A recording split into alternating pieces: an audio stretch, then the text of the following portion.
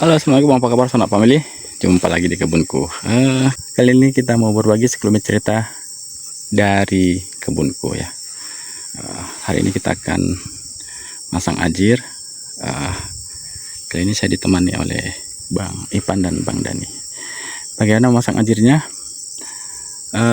Kita ilustrasikan dulu pada Bang Ipan dan Bang Dani supaya nanti saat pemasangan ajir kita tidak bingung lagi ya. Yuk kita lihat saja bagaimana mengilustrasikan pemasangan ajir kali ini. Oke, sahabat pemilik, sebelum kita turun langsung di lapangan, kita akan menunjukkan dulu pada Bang Ipan dan Bang Dani bagaimana cara memasang ajir. Mana anaknya tadi? Kayu kan buat contoh. Oke, ini sudah ada kayu. Kita tunjukkan dulu cara pemasangan ajir ala kebunku ya. Mungkin cara ini sedikit berbeda dengan cara sanak family, atau mungkin juga malah sama ya, karena ini cara tidak seperti yang pada umumnya dilakukan. Seperti apa? Yuk, Pan, pegangkan dulu Pan, kamera. Nah, Pan, Dani, lihat situ ya.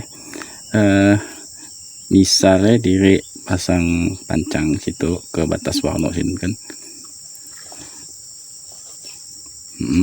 Nah, untuk misalnya tali ukuran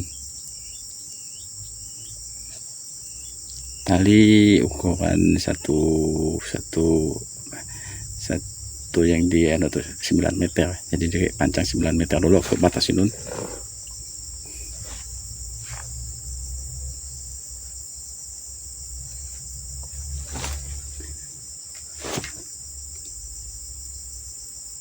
Meter terus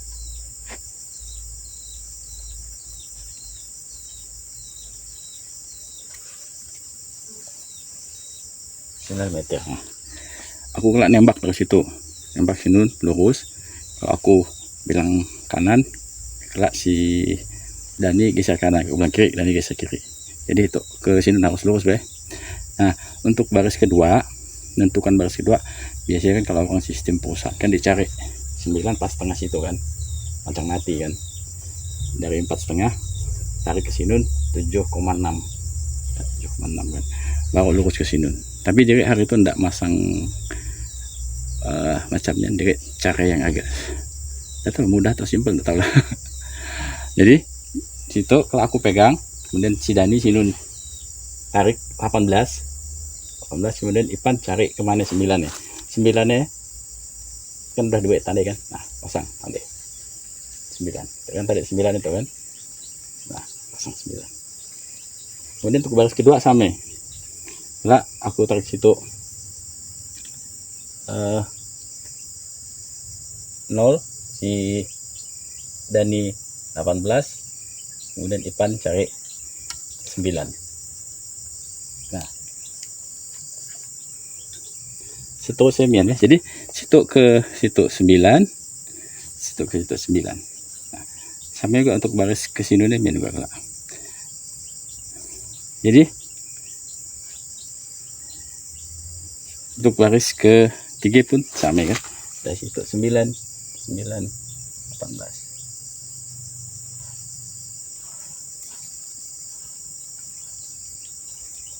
Nah,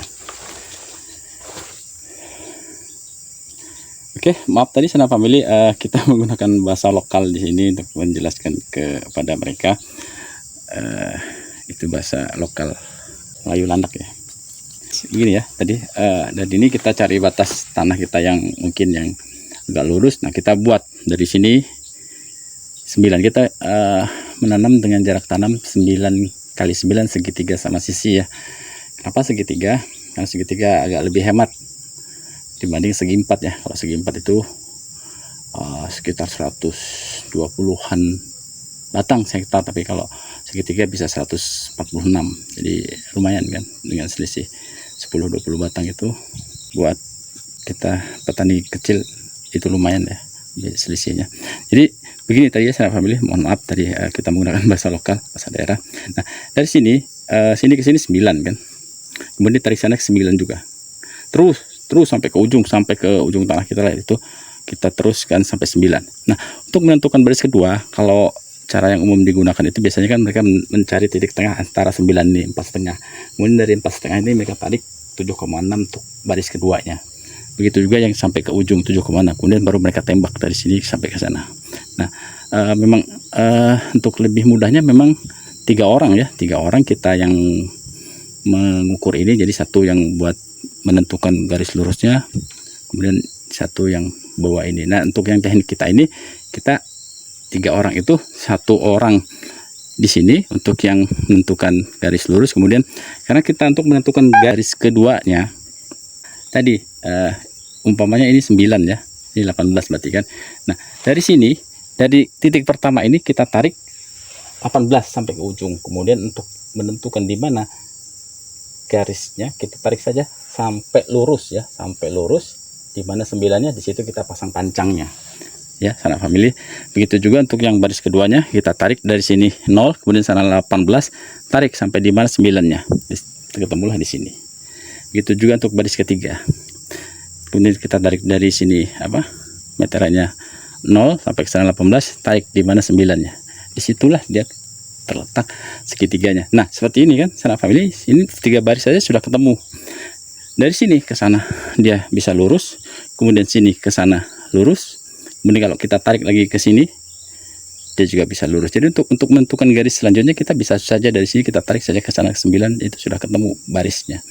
Ya, dari sini 9 0, kemudian 9, kemudian ke sana ke 9. Dan inilah biasanya disebut dengan mata 5. Jadi ke sananya bisa lurus, ke sananya lurus, ke sininya lurus, nanti ke sana juga bisa lurus kalau memang masih ada ke sana juga kan. Nanti ke sini juga dia lurus. Nah, seperti itu ya sanak family. Kemudian kalau kita tarik lagi ke sana, dia akan lurus juga ya. Dari sini ke sini ya. Nah.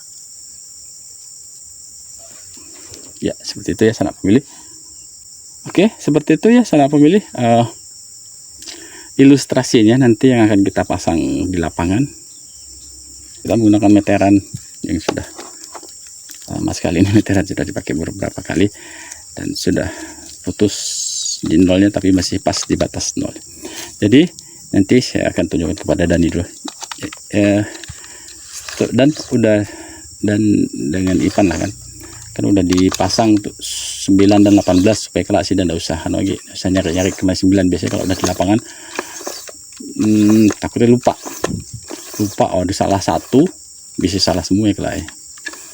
Oke, nah itu 9 udah bertande. Nah tuh tande pasti merah, tapi yang tanda yang 9 yang pas garis yang di spidol tuh kelak. Dan oke. Kemudian 18.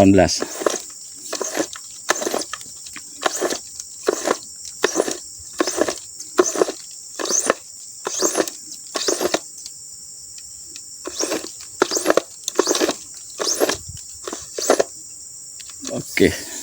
18 tuh 18. Nah, 17,8, 17,9, 18 tuh.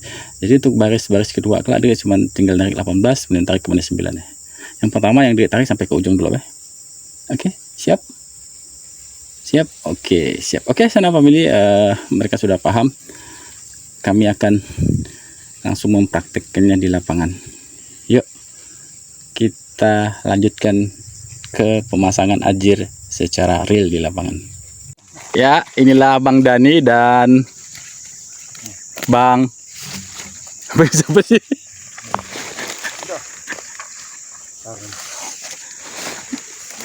Bang Dani dan Bang Ipan sedang memasang ajir. Kali ini kita tidak mengikuti pola apa namanya Pan? Pola perusahaannya? Mata 5 kan? Kali ini kita akan memasang ajir dengan pola mata 5, tapi dengan cara yang sedikit ribet. Ini sana itu sudah 99, sekarang kita akan memasang segitiga sama sisi. Untuk pasang pancang kedua kita tarik 18 di sana di Bang Ipan, kemudian di posisi segitiganya kita 9 dan 9. Iya, kita sudah dapat baris kedua. Nah, beginilah cara ribetnya. Ini kita pindahkan lagi di pancang kedua. Gulung ban.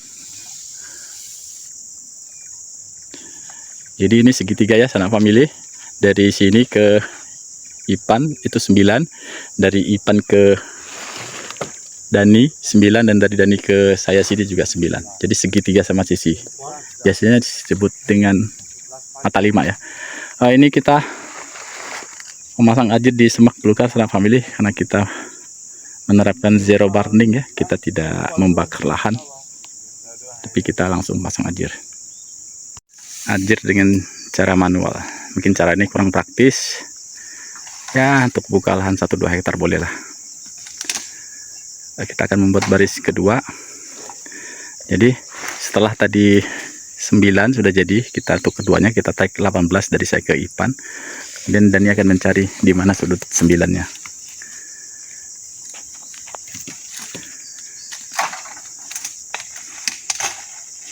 Nah, beginilah sanak family, kalau tidak dibakar repot.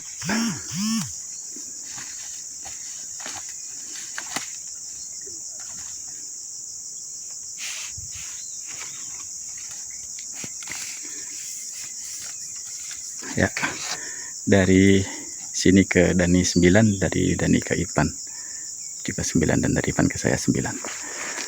Dapatlah segitiga sama sisi. Mata berapa, Pan? Mata 5. Mata 5. Jadi nanti dari sini ke Dani sana akan lurus, kemudian dari sini ke Ipan lurus, dan dari sini yang sana tadi juga akan lurus.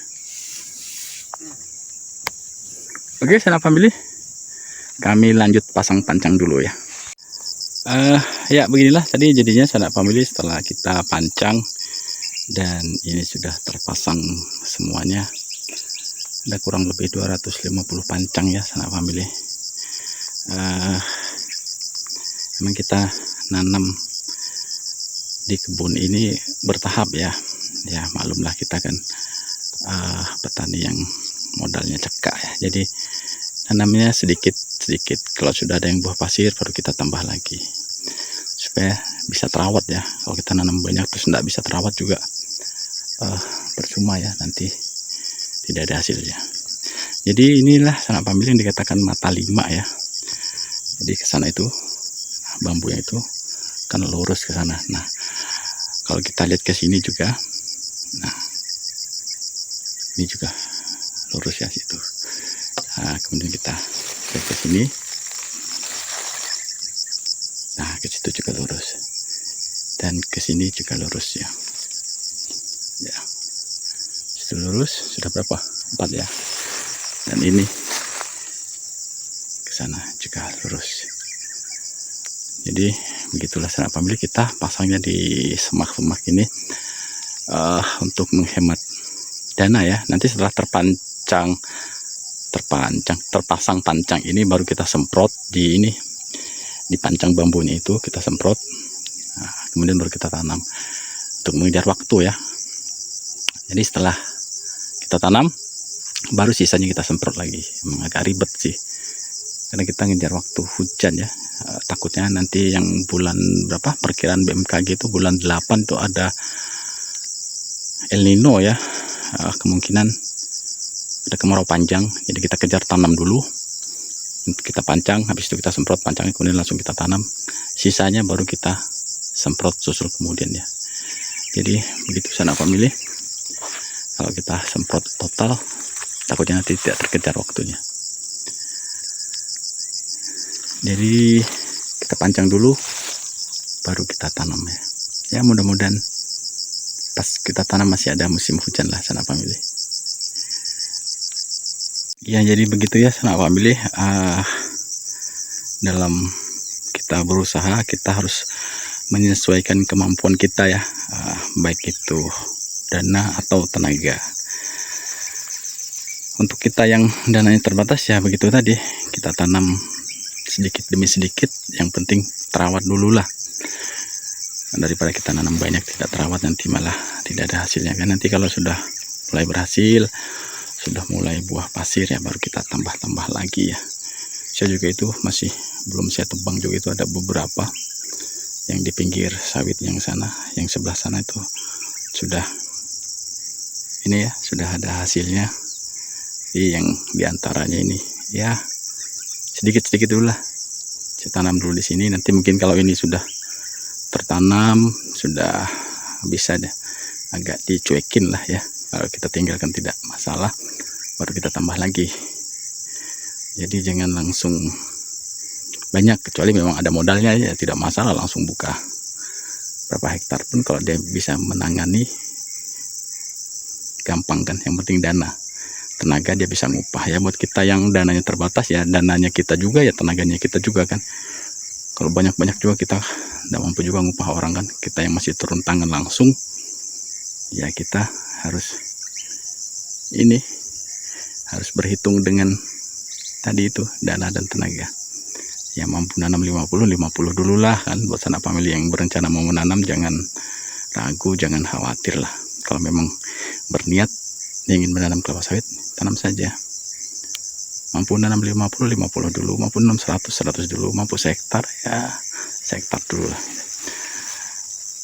Bertahap, bertingkat-tingkat juga sih ya. Mungkin nantinya hasilnya ya tidak serentak ya, tapi ya bagusnya mungkin saat kelapa sawit kita sudah tua, sudah harusnya di ini replanting. Yang kecil tadi kan masih menghasilkan ya, jadi kita penghasilan tidak putus ya. Ada yang diganti, ada yang sudah berbuah. Nah, jadi itulah juga keuntungannya kalau kita nanam sekaligus. Saat replanting ya mungkin putus lah ya.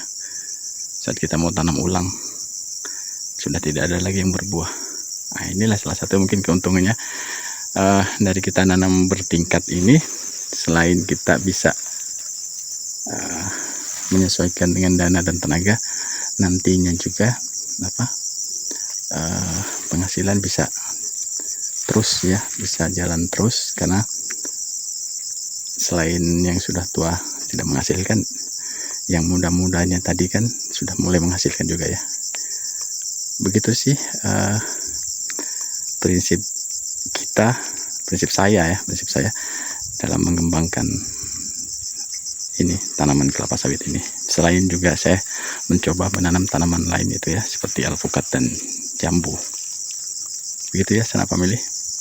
Jadi begitu saja ya sanak famili untuk video kali ini.